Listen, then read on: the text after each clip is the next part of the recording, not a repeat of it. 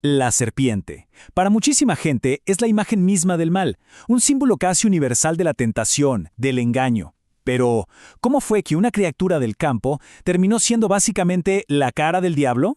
Bueno, hoy vamos a desentrañar una de las transformaciones más impactantes de la historia, siguiendo la pista de cómo la serpiente del Génesis se convirtió en Satán. Arranquemos con la idea que casi todos tenemos en la cabeza. Allá por el siglo V, pensadores de la talla de San Agustín, a quien vemos citado aquí, terminaron de cementar esta conexión. La serpiente para ellos no era solo un animal. No. Era un vehículo, una especie de títere usado por un poder maligno cósmico. Y la verdad es que esta es la interpretación que ha dominado el pensamiento occidental por siglos. Ajá, acá es donde la cosa se pone interesante. ¿Qué pasaría si les dijera que esta idea simplemente no está en el texto original? Para descubrirlo, tenemos que hacer lo que mejor sabemos hacer en este espacio, volver a la fuente y analizar la evidencia. Muy bien, vamos a meternos de lleno en el capítulo 3 del Génesis. Es la única escena donde aparece este personaje en toda la Torá, o sea, en los primeros 5 libros de la Biblia. Por un momento, olvidemos todo lo que hemos aprendido después y leamos la historia tal como está escrita. Este es el primer dato clave y es la verdad demoledor. El autor del Génesis no nombra a Satán, ni al diablo, ni a ninguna entidad maligna externa. El texto nos presenta a la serpiente simplemente como más astuta que todos los animales del campo que Dios había hecho. Era una criatura de Dios, parte de su creación, no su enemigo cósmico. La clave de todo esto está en la ambigüedad del lenguaje original. La palabra hebrea que se usa para describir a la serpiente, arum, es de doble filo.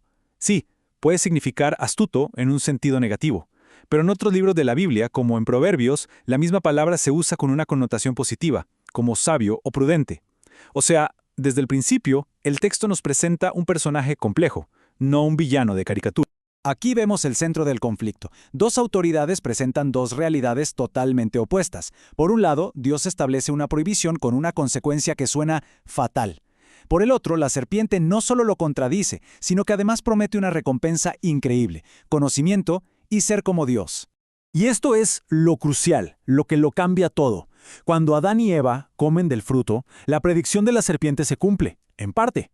Sus ojos efectivamente se abren. Y no mueren en el acto, lo que pasa es que se vuelven mortales. Esto complica muchísimo la historia. La serpiente no es una simple mentirosa, es un catalizador para una verdad mucho más compleja sobre qué significa ser humano.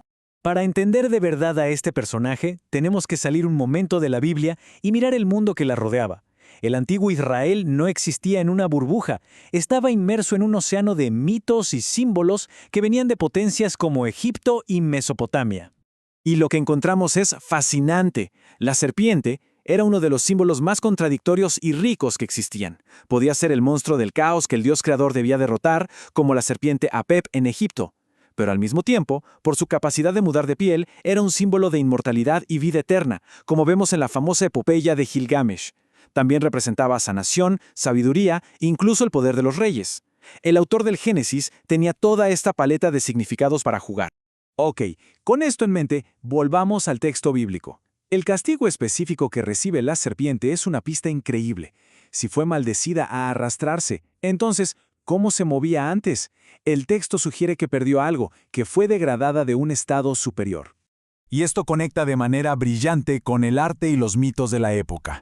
Las culturas vecinas no imaginaban a las serpientes míticas como los reptiles que conocemos hoy. No, eran seres fantásticos. Podían tener piernas, alas, incluso se las representaba erguidas, casi como una persona.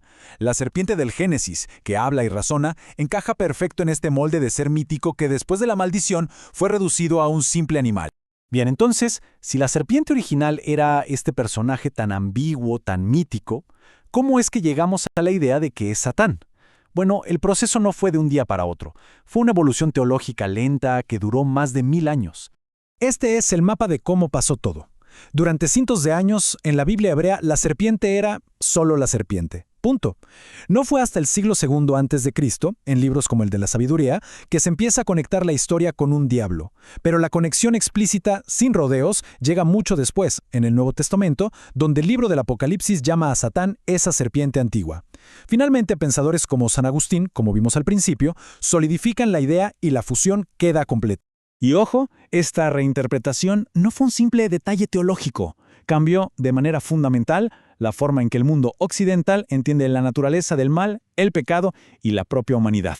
Miremos el contraste en esta tabla. Es clarísimo. El origen de la serpiente pasa de ser una criatura hecha por Dios a ser un enemigo cósmico. Su motivo, que antes era ambiguo, casi como un personaje que trae un conocimiento prohibido, se convierte en pura envidia, y su rol cambia drásticamente. De ser un catalizador a ser la fuente de todo el mal. Es una transformación total. El punto crucial es este.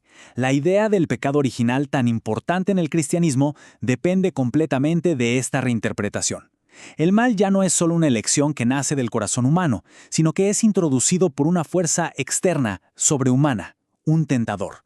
Y esto cambia para siempre el debate sobre la responsabilidad humana y la naturaleza de la tentación.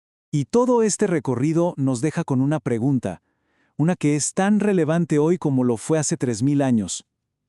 Al rastrear la evolución de la serpiente, no solo descubrimos la historia de una idea, sino que nos enfrentamos a una de las cuestiones más profundas de nuestra existencia.